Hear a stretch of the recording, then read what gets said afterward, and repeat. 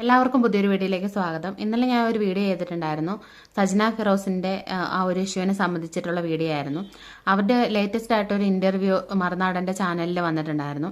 അപ്പോൾ അതേ തുടർന്ന് ഒരു വീഡിയോ ചെയ്ത സമയത്ത് സജ്ന ഫിറോസ് ദിയാസനേനെ പറ്റി ഒരു അലിഗേഷൻ പറയുന്നുണ്ടായിരുന്നു. ദിയാസന അവരുടെ വീട്ടിൽ പോയി MDMA ഉപയോഗിച്ചു, അവരെ ഉപയോഗിക്കാൻ നിർബന്ധിച്ചു, വീണ്ടും MDMA ആയിട്ട് അല്ലെങ്കിൽ ഒരു പാർട്ടി നടത്താനായിട്ട് വരട്ടെ എന്ന് ചോദിക്കുമ്പം സജ്ന അത് വേണ്ടാന്ന് പറയുന്നു. അപ്പോൾ അതേ തുടർന്ന് ദിയാസനയ്ക്ക് ദേഷ്യം വന്നതിനെ തുടർന്നാണ് ഈ പേഴ്സണലായിട്ടുള്ള വോയിസ് റെക്കോർഡുകളെല്ലാം വെളിയിൽ വന്നത്. അങ്ങനെയുള്ള കാര്യങ്ങൾ പറയുന്നുണ്ടായിരുന്നു. അപ്പം ഞാൻ ഇന്നലത്തെ ആ വീഡിയോയിൽ പറയുന്നുണ്ടായിരുന്നു, എന്തായാലും MDMA ദിയാസന ഉപയോഗിച്ചു, ഇങ്ങനെ ഇത്രയും വലിയൊരു അലിഗേഷൻ ദിയാസനയ്ക്ക് എതിരെ വരുമ്പം, അതായത് ഇതൊന്നും ഉപയോഗിക്കരുതെന്നും ഇതിനെതിരെ പോരാടുന്ന ഒരു സ്ത്രീയാണ് ദിയാസന.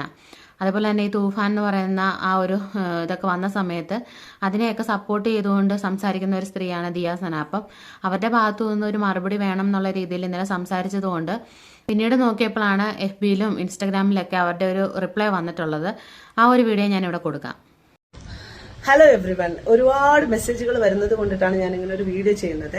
എനിക്ക് എല്ലാവർക്കും റെസ്പോണ്ട് ചെയ്യാൻ പറ്റാത്തതുകൊണ്ടാണ്. ഇന്നലെ മറുനാടൻ മലയാളി ചാനലിനകത്ത് സജ്ന നൂർ ഒരു ഇന്റർവ്യൂ കൊടുത്തിട്ടുണ്ടായിരുന്നു. ഏകദേശം 2 മണിക്കൂർ വരുന്ന ഒരു ഇന്റർവ്യൂ ആണ്. അതിനകത്ത് മുഴുനീളൻ അവരും ഫിറോസും റസൂൽ പൂക്കുറ്റി ആയിട്ടുള്ള വിഷയങ്ങൾ ഇങ്ങനെ ചർച്ച ചെയ്തുകൊണ്ടിരിക്കുന്നതിന്റെ ഇടയിൽ എന്നെ പറ്റിയിട്ടൊരു അലിഗേഷൻ വന്നു. ഞാൻ MDMA കൊടുത്തു, MDMA ഉപയോഗിച്ചു, അതുപോലെ ഞാൻ MDMA കാരിയർ ആണ്, അവർക്ക് MDMA തിന്നാൻ കൊടുത്തു എന്നൊക്കെ പറഞ്ഞിട്ടാണ് അവർ സ്റ്റേറ്റ്മെന്റ് ഇറക്കിയിരിക്കുന്നത്. അപ്പം മറുനാടൻ മലയാളി ചാനൽ എനിക്കെതിരെ നിൽക്കുന്ന ഒരു ചാനലാണ്. പണ്ട് മുതലേ അവർക്ക് ഇതിന്റെ അടുത്തൊരു പ്രശ്നമുണ്ട്. അപ്പം ഞാൻ അയാൾക്കെതിരെ കേസ് കൊടുത്തിട്ടുണ്ട്, ഷാജൻ സ്കറിയക്കെതിരെ. സ്വാഭാവികമായിട്ടും അതിന്റെയൊക്കെ നല്ല രീതിയിലുള്ള പ്രശ്നം ആ ചാനലിന് എന്റെ അടുത്തുണ്ട്. അതുകൊണ്ട് തന്നെ ഈ മുഴുനീളൻ വീഡിയോയിലെ ഒരു പോയിന്റായ ഞാൻ MDMA ഉപയോഗിച്ചു എന്ന് പറഞ്ഞ് ഒരു തംബ്നെയിലൊക്കെ വെച്ചിട്ടാണ് ഈ വീഡിയോ പബ്ലിഷ് ചെയ്തിരിക്കുന്നത്. അപ്പൊ ഞാൻ ഇന്നലെ രാത്രി തന്നെ ഞാൻ പോയി മ്യൂസിയം പോലീസ് സ്റ്റേഷനിൽ പരാതി കൊടുത്തു. ഞാനിപ്പം മ്യൂസിയം പോലീസ് സ്റ്റേഷനിൽ ഞാൻ പരാതി എടുത്തു. അപ്പൊ ഡീഫമേഷൻ സ്യൂട്ട് ഫയൽ ചെയ്തു. അപ്പൊ അതിന്റെയൊക്കെ കുറച്ച് തിരക്കുകളിലാണ് ഞാനിങ്ങനെ നിൽക്കുന്നത്. അപ്പം ഞാൻ എന്തായാലും വിശദമായിട്ടുള്ള വിവരം തരും. ഒരുപാട് കാര്യങ്ങൾ എനിക്ക് പറയാനുണ്ട്. എസ്പെഷ്യലി എനിക്ക് റസൂൽ പൂക്കുറ്റി അതുപോലെ സജ്ന ഇവരെ രണ്ടുപേരെയും ബന്ധപ്പെടുത്തുന്ന തരത്തിലുള്ള കാര്യങ്ങൾ എനിക്ക് കൃത്യമായിട്ട് എനിക്ക് സംസാരിക്കേണ്ടതുണ്ട്. കാരണം ഇപ്പൊ എന്തായാലും ഞങ്ങളെയൊക്കെ പിടിച്ചിട്ടിരിക്കുന്നു. ഇതൊക്കെ വെളിയിൽ വരാതിരിക്കാൻ മേ ബി ഞങ്ങളെയൊക്കെ അടപ്പിക്കാന്ന് വിചാരിച്ചിട്ടായിരിക്കാം, എല്ലാത്തിനെയും കൂടെ കുറെ കൂടുതൽ കാര്യങ്ങൾ പുറത്തേക്ക് വരുമെന്നുള്ള ഭയം കൊണ്ടിട്ടായിരിക്കാം മേ ബി ഞങ്ങളെയൊക്കെ നെഞ്ചത്തോട്ട് ഇങ്ങനെയുള്ള അലിഗേഷനൊക്കെ വെച്ചെന്നേക്കുന്നത്. നിങ്ങൾക്ക് എല്ലാവർക്കും അറിയാം, ഞാൻ ഡ്രഗിനെതിരെ സംസാരിക്കുന്ന ഒരാളാണ്.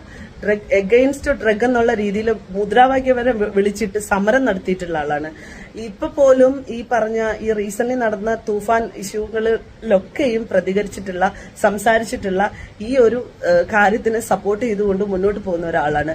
അങ്ങനെ ഇരിക്കുന്ന എന്നെ ഞാനൊരു ഡ്രഗ് ഡീലറാണ്, ഡ്രഗ് കാരിയർ ആണെന്നൊക്കെ പറഞ്ഞ് വലിയൊരു അലിഗേഷൻ എന്റെ മുമ്പിൽ വെക്കുമ്പോൾ അവർ കൃത്യമായിട്ടുള്ള പ്രൂഫ് അതിന് വെക്കണം. ഒരാൾ സ്റ്റേറ്റ്മെന്റ് പറയുമ്പോൾ ആ സ്റ്റേറ്റ്മെന്റിന് എടുത്തിട്ട് അലക്കാൻ ഒരുപാട് ആൾക്കാരുണ്ടാവും. ഒരുപാട് ആൾക്കാർ അങ്ങനെ അലക്കുന്നതിന്റെ ഭാഗമായിട്ട് എനിക്കത് ബുദ്ധിമുട്ടാവുന്നുണ്ട്. ഇന്നലെ തന്നെ വീഡിയോ ഇട്ടതിന്റെ പുറകിൽ തന്നെ ഒരുപാട് ആളുകൾ തംബ്നെയിൽ ഉപയോഗിച്ചു കൊണ്ടിട്ട് എന്നെ മെൻഷൻ ചെയ്തുകൊണ്ടിട്ടും ഒക്കെയുള്ള വീഡിയോകൾ ചെയ്യുന്നുണ്ട്. ദയവ് ചെയ്ത് വിഷയത്തിന്റെ ഗൗരവത്തെ കൃത്യമായിട്ട് മനസ്സിലാക്കി ഞാൻ കുറേയധികം കാര്യങ്ങൾ ഇനി പറയും. അതെല്ലാം ഉൾക്കൊള്ളിച്ച് വെച്ചുകൊണ്ട് നിങ്ങൾ വീഡിയോകൾ ചെയ്യുക. ഈ തംബ്നെയിൽ ഇങ്ങനെ വെക്കുമ്പോൾ എന്റെ ഈ ഫാമിലി എന്റെയും കുടുംബത്തിനൊക്കെ അത് വലിയ രീതിയിലുള്ള ബുദ്ധിമുട്ടുകൾ ഉണ്ടാകുന്നുണ്ട്. അപ്പൊ അത് നിങ്ങൾ മനസ്സിലാക്കുക. കാരണം ഞാനിപ്പോ നിങ്ങൾക്ക് ആർക്കെങ്കിലും എതിരെ നിങ്ങൾ പേര് ഉപയോഗിച്ച് അവർ ഡ്രഗ് ഉപയോഗിച്ചു എന്ന് പറഞ്ഞാൽ അതൊരു സ്റ്റേറ്റ്മെന്റ് ആണ്, അതൊരു ഒരു പോസ്റ്റർ പോലെ ഉണ്ടാക്കിയത് ഇറക്കും. അപ്പൊ ഞാൻ ഇപ്പം ഏതോ ഫൈനൽ റീൽസോ ഏതോ ഒരു പോസ്റ്റില് സജ്ന നൂറിന് ദിയാസന MDMA കൊടുത്തു, വോയിസ് ക്ലിപ്പ് പുറത്തെന്നൊക്കെ. വോയിസ് ക്ലിപ്പ് വേറെ എന്തോ വോയിസ് ക്ലിപ്പ്. അപ്പൊ ഇങ്ങനെയൊക്കെയാണ് ഓരോ പോസ്റ്റുകൾ വരുന്നത്. അപ്പൊ ഞാൻ നിലവിൽ പരാതി കൊടുത്തിട്ടുണ്ട്. അതിന്റെ കൂടെ ഞാൻ ആഡ് ഓൺ ആക്കും. കാരണം നിങ്ങൾ കൃത്യമായിട്ട് കാര്യങ്ങൾ മനസ്സിലാക്കാതെ അത് ചെയ്തു കഴിഞ്ഞാൽ അത് വലിയ ബുദ്ധിമുട്ടാണ്. നിങ്ങൾ വെയിറ്റ് ചെയ്യൂ, ഞാൻ നിങ്ങൾക്ക് എല്ലാ സാധനങ്ങളും തരാം, എല്ലാം പറയാം. ഇനിയിപ്പോ എനിക്ക് എസ്പെഷ്യലി സജ്ന നൂർ റസൂൽ പൂക്കുറ്റി വിഷയം സംസാരിച്ചേ പറ്റത്തുള്ളൂ. അപ്പം ഇത്രയൊക്കെ ആയില്ലേ. ഇനിയിപ്പോ എന്തായാലും നമ്മളെയൊക്കെ എനിക്ക് പറ്റുന്നില്ല, ബുദ്ധിമുട്ടും ജീവിതത്തിലെ പ്രശ്നങ്ങളാണ്, എല്ലാം കൊണ്ട് ഞാൻ നശിച്ചു നിൽക്കുകയാണ്, അതുകൊണ്ട് എന്നാ നിങ്ങളും നശിച്ചോ എന്ന മട്ടിലെ എന്തെങ്കിലുമൊക്കെ അലിഗേഷൻ എന്നെയും അവളുടെ ചുറ്റുപറ്റും നിന്നിരുന്ന സുഹൃത്തുക്കളെയും വെച്ച് അവള് ചെയ്യുകയാണെന്നുണ്ടെന്നുണ്ടെങ്കിൽ ആ വിഷയത്തിന്റെ ക്ലാരിറ്റി കൊടുക്കേണ്ട ഉത്തരവാദിത്വം നമുക്കുണ്ട്. എന്തായാലും ഞങ്ങളുടെ പേര് വന്നല്ലോ, ഉറപ്പായിട്ടും ഞാൻ സംസാരിക്കുന്നതായിരിക്കും. നിങ്ങളൊന്ന് വെയിറ്റ് ചെയ്യൂ.